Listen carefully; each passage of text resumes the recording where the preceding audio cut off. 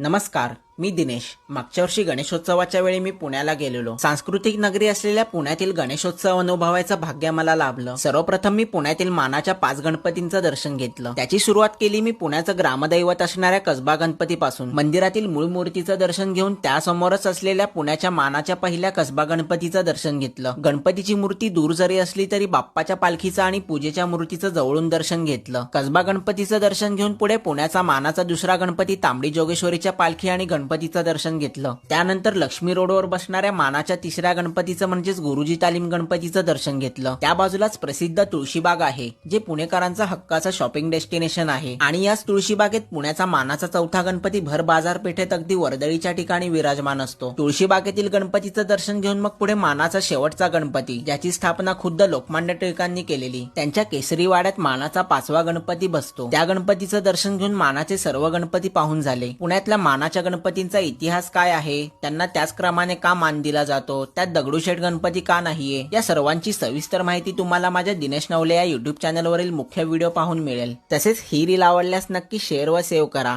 असेच नवनवीन आणि माहितीपूर्ण व्हिडिओ पाहण्यासाठी माझ्या पेजला नक्की फॉलो करा.